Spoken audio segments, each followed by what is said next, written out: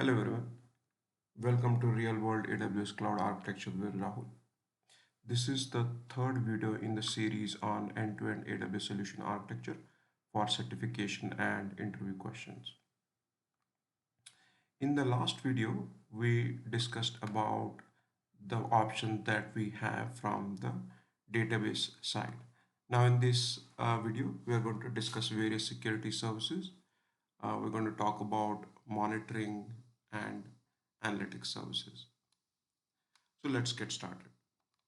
Now, say you have this RDS instance and you want to authenticate the users so that they can access this service, say a database admin.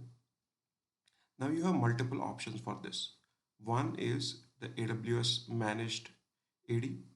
So you can add users here and then the users can be authenticated using this AWS managed AD and then they can access the RDS instance.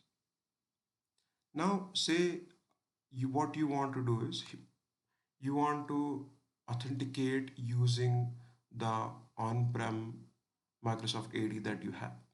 So then you will have to create a trust relationship between the AWS managed AD and your on-prem directory. Then you have two options. One, you can log in and access through the AWS managed AD where you are authenticated, or it can delegate that authentication to the on-prem AD. But one thing you need to keep in mind is trust delegation does not mean same as replication. So if you have to add users in AWS managed AD, they will not be reflected on the on-prem directory and vice versa. The second option you have is to use the AWS AD connector. What AWS AD connector does is it's not going to authenticate, but it's going to delegate the authentication to the on-prem AD that you might have. The third option you have is this is typically good for when you have multiple AWS accounts. You can use the AWS SSO. What AWS SSO does is it imports all the users and groups that you have in AD. Then it creates the IAM roles and it maps the users and groups that you have in your on-prem directory with the IAM roles that you have created, and that's how then users can access various services across accounts. So those are some of the options that you have. Then you also finally have the Cognito. Cognito is used more for authentication for external users to mobile devices or web applications. Now let's look at another scenario. You have the database password, or say you are doing a domain join, so you have the username and password, and you don't want to store it in your application code.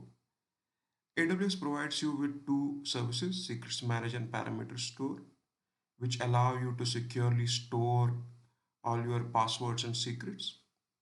The only difference between Parameter Store and Secrets Manager is that in Secrets Manager, you can rotate your keys after every 30 days. The parameter store, the SSM parameter store does not allow that option. One more critical thing that you might need to do for your database or overall storage perspective is to encrypt data at rest. So for encryption, AWS provides you with AWS KMS. So there are two kind of services in KMS. One would be AWS managed customer master key, and the second one is customer managed customer master key. When it is customer managed CMK, it allows you more flexibility in terms of which services can those CMKs be shared with. You have some admin privileges, so it gives you more options. And especially if you are going to use it across accounts or across regions, then AWS CMK where customer managed CMK is going to be more appropriate. Now let's look at the some of the services related to monitoring and analytics. So you can see here we have the EC2 instance logs and database logs that can go to CloudWatch. Then from the CloudWatch, you have the option of defining your metrics, etc. And if those metrics are breached for various services, then what you can do is you can a CloudWatch alarm will be generated, which can send a notification to SNS, which can then again send an email to admin, or it can trigger a Lambda function which takes certain actions. Say if your free storage is running below certain limit, it can increase the free storage, or it can scale up EC2 instances, or take some other actions. The other option you have is that you can stream these CloudWatch logs using the subscription filter to various other services. So you can use either Kinesis data stream. Kinesis data stream basically persists your data. So and it's a real-time service. Or you can use Kinesis Firehose. Kinesis Firehose is a serverless service which does a near real-time log movement from say CloudWatch to S3, or it can also send logs to OpenSearch, which was Elasticsearch earlier. But it will run at minimum interval of 1 minute. So then suppose using the Kinesis data firehose, you pick up these CloudWatch logs and drop them in the S3.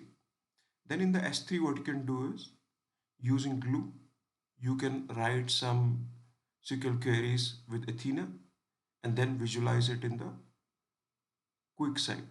QuickSight is just a visualization tool. Then other option that you have is you can stream this data using the Firehose and push it to OpenSearch. And then OpenSearch, again, you can write your own custom queries to get some insights, and you can visualize it in the QuickSight. Okay, I think that's pretty much it. Thank you very much.